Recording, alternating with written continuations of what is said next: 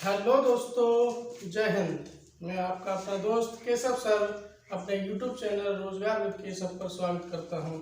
आज मैं फिर आपके लिए, जैसा कि कल मैंने बोला था कि आपको जैसे ही मुझे प्रश्न प्राप्त हो जाएंगे 26 जुलाई के आल शिफ्टों के मैं आपके सामने लेकर के अवश्य आऊँगा। तो मुझे 26 जुलाई के कुछ फर्स्ट सेकंड थर्ड शिफ्ट के जो भी प्रश्न प्राप्त हुए हैं उनका एनालिसिस एवं रिव्यू आपके सामने करवाऊंगा मैं अभी।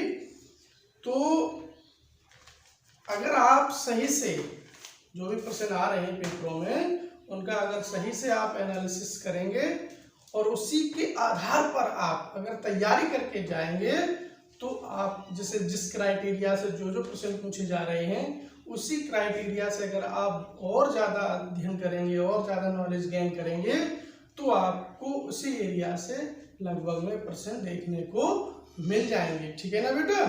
तो हम लोग जो भी कल 26 जुलाई को जो भी प्रश्न पूछे गए थे बच्चों, तो कुछ हमें प्रश्न प्राप्त हुए हैं, उन्हीं के बारे में हम आपको एनालिसिस करके बताएंगे। ठीक है बेटा।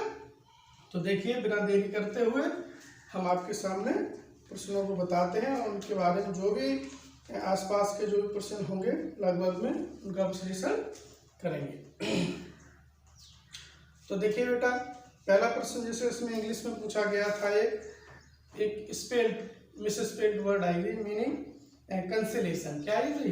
कंसिलेशन एक मीनिंग दी गई। तो उसमें 4 ऑप्शन दिए जाते हैं, उसमें से एक आपका सही होता है, बाकी के 3 गलत होते हैं, जिसमें मान लीजिए ये मीनिंग थी कंसिलेशन की। ठीक है, तो ये आपकी मीनिंग सही हो गई। ठीक है, बाकी जो भी ऑप्शन में दिया गया हो तो वो आपकी गलत रहेंगे, ये आपकी सही है। अगला प्रश्न इंग्लिश से है, प्रैग्मेटिक का सिनोनिम पूछेंगे। आप पूछेंगे बच्चों, प्रैग्मेटिक का सिनोनिम पूछा गया, जिसका मतलब होता है प्रैग्मेटिक व्यवहारिक, जिसको हम प्रैक्टिकली लॉजिकली कह सकते हैं। ठीक है, प्रैक्टिकली लॉजिकली। ठीक है। अगला प्रश्न है बच्चों, a place where, one word substitution से आया बच्चों। किससे आया? वन वर्ड सब्स्टिट्यूशन से प्रश्न आया है कि a place where everything is perfect, यानी कि ऐसा स्थान जहाँ सब कुछ अच्छा हो, सब कुछ बढ़िया हो, उसको कहते हैं यूटोपिया। क्या कहते हैं बच्चों? यूटोपिया, उसको वन वर्ड में कहा जाता है। अगला प्रश्न जीके से आया, सबसे बड़ा द्वीप। तो आप जानते होंगे कितने सबसे बड़ा द्वीप कौन सा होता है? ग्रीनलैंड। कौन है? ग्रीनलैंड। सबसे बड़ा द्वीप कौन है? ग्रीनलैंड। सबसे बड़ा अगर महाद्वीप पूछा जाए, ठीक है, तो एशिया महाद्वीप। कौन है बच्चों? एशिया महाद्वीप। ठीक है ना। आगे अगला प्रश्न है, टोक्यो ओलंपिक में कुल कितने मेडल आए, यानी कि भारत ने जीते। तो भारत ने कुल कितने जीते थे? 7 मेडल। और कल एक प्रश्न पैरालंपिक से आया था, उसमें पूछा गया था कि पैरालंपिक में भारत ने कुल कितने मेडल जीते, तो उसमें जीते थे 19। जैसा कल आज देखो पैरालंपिक से कल पूछा गया, आज उन्होंने ओलंपिक से पूछ लिया। ठीक है, इसी में यानी कि एक गोल्ड आया था जो नीरज चोपड़ा ने जेवलिन थ्रो यानी भाला फेंक में जीता था बच्चों। अगला प्रश्न है, 2021 में ऑस्कर अवार्ड जो दिया गया वो किस फिल्म को दिया गया, ये पूछा था। ठीक है ना। तो ये दिया गया बच्चों नोमैडलैंड। ठीक है, इस फिल्म को मिला है नोमैडलैंड फिल्म को ये अवार्ड, ऑस्कर अवार्ड यानी 2021 में इस फिल्म को प्रदान किया गया है बच्चों। अगला प्रश्न आया, यानी कि सड़कों पर, ऐसा बोले या रोडों पर या सड़कों पर, यानी कि जो लाइट है वो रेड कलर की क्यों लगाई जाती है। तो वो बच्चों क्यों लगाई जाती है? क्योंकि हमें दूर से दिखाई दे, और दूर से दिखाई देने का कारण क्या होता है बच्चों? क्योंकि लाल रंग की तरंगदैर्घ्य है। क्या? तरंगदैर्घ्य अधिक होती है। है। तरंगदैर्घ्य अधिक होने के कारण, लाल रंग की तरंगदैर्घ्य अधिक होने के कारण ये कलर हमको दूर से दिखाई देता है। इसी कारण से जो भी सिग्नल बनाए जाते हैं वो आपके जो रेड सिग्नल होते हैं, जो खतरे वाले होते हैं, उनको रेड कलर से रखा जाता है। ठीक है, अगला प्रश्न है रीजनिंग से। देखो आए कितना बढ़िया प्रश्न है। जैसे पूछा गया है बांग्लादेश, बांग्लादेश ढाका, ठीक है, ऐसे पूछा गया है क्यूबा, ये वाला। कितना बढ़िया प्रश्न है। तो आप इसमें रिलेशन निकाल पा रहे हैं। तो बांग्लादेश ढाका, यानी बांग्लादेश की राजधानी ढाका, इसलिए क्यूबा की राजधानी पूछा। तो क्यूबा की राजधानी होती है बच्चा हवाना। क्या होती है बच्चा? हवाना। क्यूबा की राजधानी हवाना। अगला क्वेश्चन पूछा गया one who loves book, one who loves book, जो पुस्तकों से, किताबों से यानी कि प्यार करता हो, सो उसको क्या कहते हैं वन वर्ड में? तो इसके लिए दो मीनिंग हो जा सकते हैं, जैसा कि आपके ऑप्शन में पूछा गया और दिया गया हो। एक तो बुकवॉर्म होता है, ठीक है, और एक आपको बिब्लियोफाइल, ठीक है ना, बिब्लियोफाइल, यानी कि ये भी वन वर्ड सब्स्टिट्यूशन हो सकता है बच्चों। अगला प्रश्न बढ़िया प्रश्न पूछा गया है ओपेक का फुल फॉर्म क्या है? ओपेक का फुल फॉर्म क्या है बच्चों? तो ओपेक का फुल फॉर्म पूछा गया है ये ओपेक, ये वाला, ठीक है। तो ओपेक का फुल फॉर्म होता है ऑर्गेनाइजेशन, ठीक है ना, पेट्रोलियम एक्सपोर्टिंग C4 कंट्री, ठीक है ना, organization of the petroleum exporting country, ये ओपेक का फुल फॉर्म होता है। इसमें बच्चों हम आपको बताना चाहें, साथ आने वाले सप्ताह में पूछा जा सकता है कि आपसे पूछा जाएगा कि ओपेक में कुल कितने देश शामिल हैं। तो ओपेक में कुल देश 14 शामिल हैं। इनका मतलब होता है ऐसे देश बच्चों जो पेट्रोलियम का उत्पादन करते हैं बच्चा। इसमें 14 देश शामिल है बच्चा। इसका जो पेट्रोलियम ओपेक का जो मुख्यालय है बच्चों वो वियना में है। कहाँ है? वियना में। इसकी स्थापना कब की गई थी बच्चों? 1960 में। तो इनको याद रखना, ओपेक का फुल फॉर्म यानी ऑर्गेनाइजेशन पेट्रोलियम एक्सपोर्टिंग कंट्रीज। कुल कितने देश हैं? 14 देश शामिल है। इसका मुख्यालय भी पूछा जा सकता है, तो वियना में। इसकी स्थापना ओपेक की कब हुई? 1960 में बच्चों, ठीक है।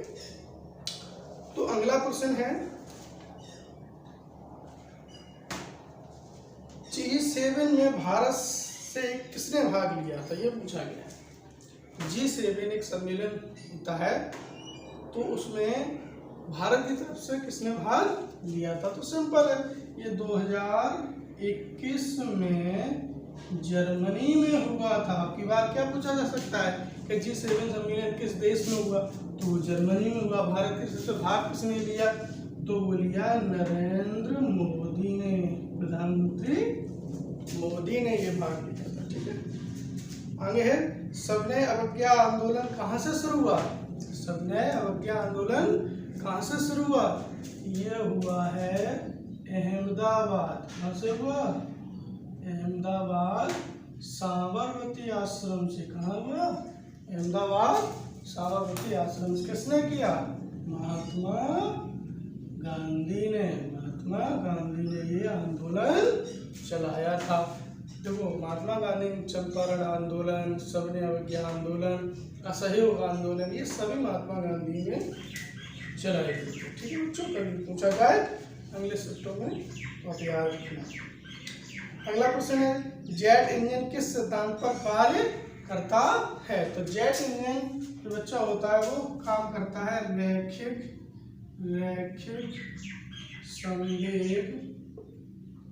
संवेग संरक्षण पर, रैखिक सिद्धांत, ठीक है। ये तो जेट इंजन जो फ्लाई करते हैं वो किस संरक्षण पर, किस सिद्धांत पर कार्य करते हैं? रैखिक संवेग संरक्षण सिद्धांत पर। या इसका दूसरा भी ऑप्शन में आ सकता है, उसको रॉकेट संरक्षण सिद्धांत पर कार्य करते हैं। ठीक है, जेट इंजन। ये भी अगर ये ऑप्शन में ना हो, बाई चांस ये वाला हो, तो ये भी वाला आपका सही हो जाएगा। अगला प्रश्न है पॉन्डर का सिनोनिम। क्या पूछा गया? पॉन्डर का सिनोनिम पूछा गया। ठीक है, तो पॉन्डर माना होता है विचार करना। क्या होता है? विचार करना, सोचना। तो इसका मतलब हो जाएगा रिव्यू। क्या हो जाएगा? सिनोनिम रिव्यू हो जाएगा। ठीक है,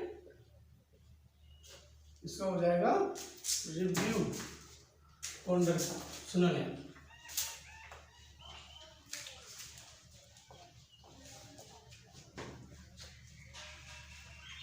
अगला देखिए बेटा प्रश्न। अगला प्रश्न है, एक एंटोनिम पूछा गया है ऑप्टिमिस्टिक। ऑप्टिमिस्टिक का ब्लॉम शब्द या एंटोनिम। तो ऑप्टिमिस्टिक का क्या हो जाएगा? पेसिमिस्टिक। क्या हो जाएगा? पेसिमिस्टिक। ठीक है, देखो ऑप्टिमिस्टिक नाम होता है आशावादी। क्या होता है? आशावादी। इसका मतलब निराशावादी। आशावादी का क्या हो जाएगा? निराशावादी एंटोनिम। ठीक है, अगला है रीजनिंग से क्वेश्चन आया है, सांप, छिपकली, सरीसृप। ये प्रश्न प्राप्त हुआ है। इसके लिए कौन सा बैनारेक उचित रहेगा बच्चों? तो इसके लिए बैनारेक अगर ऑप्शन में ये दिया गया हो तो ये वाला उचित रहेगा। क्यों? क्योंकि ये जो सांप है या छिपकली है, ये दोनों क्या है? ये सरीसृप के अंतर्गत आते हैं। तो ये सरीसृप हो जाएगा और सांप और छिपकली इसके अंदर हो जाएगा, क्योंकि सांप और छिपकली दोनों सरीसृप जीव कहलाते हैं। अगला प्रश्न है पास्कल किसका मात्रक है? पास्कल किसका मात्रक है? तो पास्कल कितना सरल पेपर है। पास्कल दाब का मात्रक होता है। किसका होता है बच्चा? दाब का मात्रक। तो सभी मात्रक विमाएं ये याद करके जाए तो इनमें से आपके प्रश्न आ जाते हैं बच्चों। ठीक है, जैसे कार का मात्रक जूल होता है। ठीक है, शक्ति का मात्रक वाट होता है। तो ऐसे आप याद कर सकते हैं। अगला प्रश्न है मौलिक कर्तव्य कितने? मौलिक कर्तव्य कितने हैं? तो देखिए बच्चों, मौलिक कर्तव्य के बारे में हम आपको बताते हैं, आगे भी पूछा जा सकता है बेटा। तो मौलिक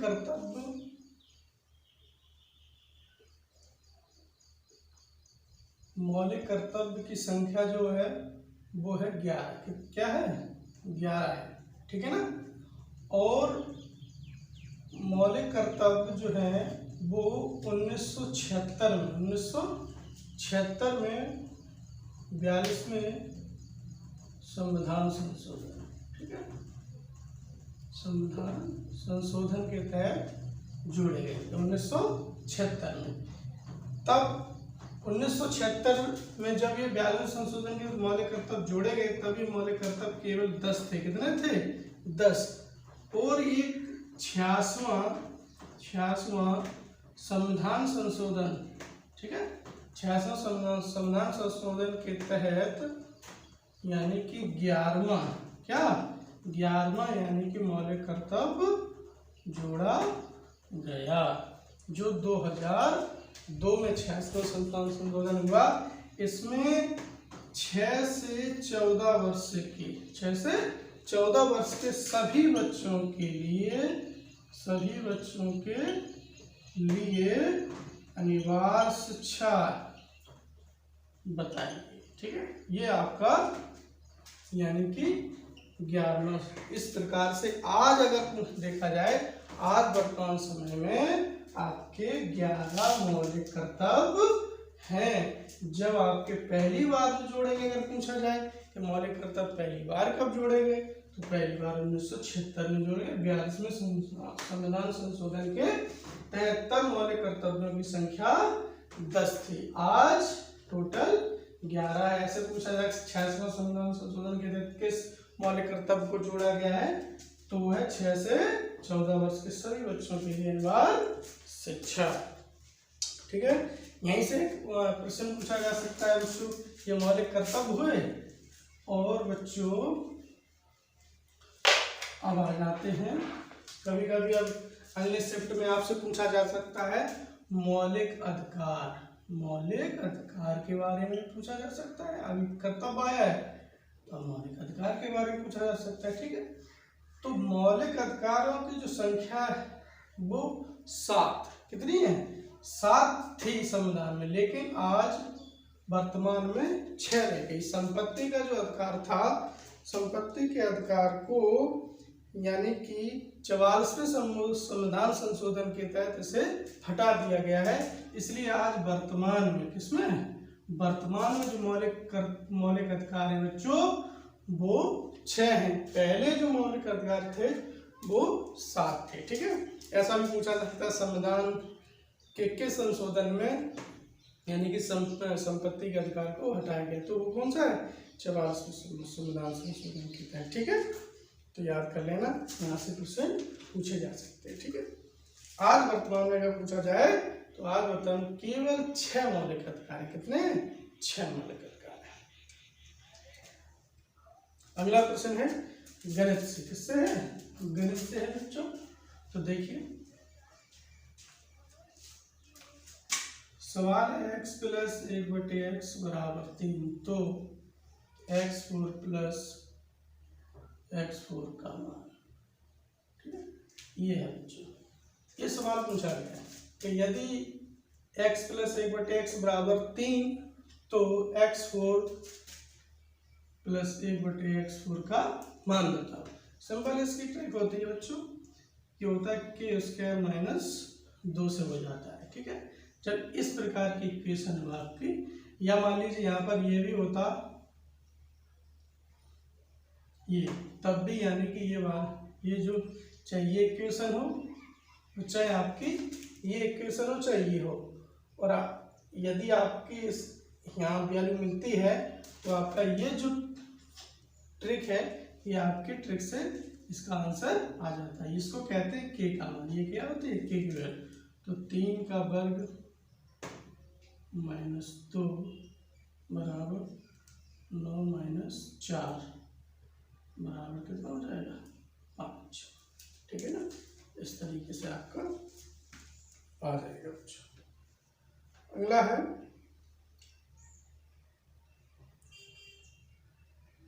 तीन घन, गणित का ही क्वेश्चन है। सॉरी, के स्क्वायर माइनस 2 है, के स्क्वायर माइनस कितना है? 2 है, तो ये आपका 7 आ जाएगा। कितना आ जाएगा? 7। ये के स्क्वायर माइनस 2 फॉर्मूला मैंने बताया ना, तो के की वैल्यू आपकी कितनी है? 3 - 2, 3 का वर्ग 9, 9 में से 2 जाएगा, कितना बचेगा बच्चों? 7 बचेगा, ठीक है। तो इस टाइप के हैं, आ जाते हैं। अगर मान लीजिए कभी कभी घन का पूछा जाता है तो आप दोनों बच्चे, जैसे मान लीजिए x प्लस 1/x बराबर 3, तो x³ प्लस 1/x³ का मान पूछा जाता है। यहाँ से आप क्या कर सकते हैं, यानी कि आप वैल्यू रख सकते हैं। तो इसका हो जाता है k² - 2k, ये होती है इसकी ट्रिक, ठीक है। अगर इसकी वैल्यू आपसे पूछी जाती है तो इसका कितना आ जाता है? 3² 2 3, सॉरी k³ होता है, k³ होता है। तो ये 27 में 3 6 तरीके से आपका आ जाएगा केस, ठीक है।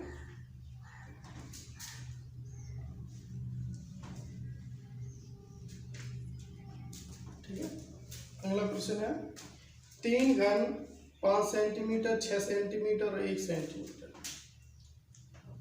3 घन 5 सेंटीमीटर, 6 सेंटीमीटर और 1 सेंटीमीटर के, ठीक है। कहता है कि 3 घन 5 सेंटीमीटर, 6 सेंटीमीटर और 1 सेंटीमीटर के, ठीक है। तो अगर इन तीनों घनों को पिघला दिया जाए तो एक बड़ा घन बनेगा, एक बड़ा घन बनेगा। तो उसकी जो भुजा है वो आपको पता करनी है, उस भुजा का मान क्या होगा। बिल्कुल सिंपल, तीनों घन तो उसकी भुजा को तो ये मानते हैं, तो यहाँ से कर लीजिए A1³ A2³ तीनों भुजाओं का जो आयतन है वो जुड़ जाएगा बच्चों, ठीक है। तो यहाँ से आपका आ जाएगा 5 का घन, 6 का घन, सॉरी यहाँ पर शायद है 5 नहीं 8 सेंटीमीटर, कितना है 8 सेंटीमीटर इसका मान दिया गया था और 1 है। ठीक है, तो इस तरीके से आपका 8 का घन 512, 6 का घन होता है 216, 1 का घन 1 हो जाएगा, तो 1 क्यूब बराबर 512 216 और 1 कितना हो जाएंगे 6 7 दोनों यानी कि 729 हो जाएंगे। तो 729 कितने का होता है 9 का घन होता है, कितने का होता है 9 का, तो ये 3 से 3 कट जाएंगे। इस तरीके से ए बराबर आपका 9 सेंटीमीटर आ जाएगा। तो यानी कि जो बड़ा घन मिलेगा तीनों घनों को पिघला करके जो बड़ा घन मिलेगा उसकी जो भुजा होगी बच्चों वो 9 सेंटीमीटर होगी बेटा। ठीक है, इसी प्रकार से जो हमको 26 जुलाई के जो भी प्रश्न प्राप्त हुए थे बच्चों वो उनका हमने आपके सामने एनालिसिस किया है। 27 जुलाई के जैसे ही हमको क्वेश्चन प्राप्त होंगे बच्चों वैसे ही हम आपके सामने उनका एनालिसिस करने के लिए यानी कि प्रस्तुत होंगे आपके सामने। तब तक के लिए जय हिंद, धन्यवाद।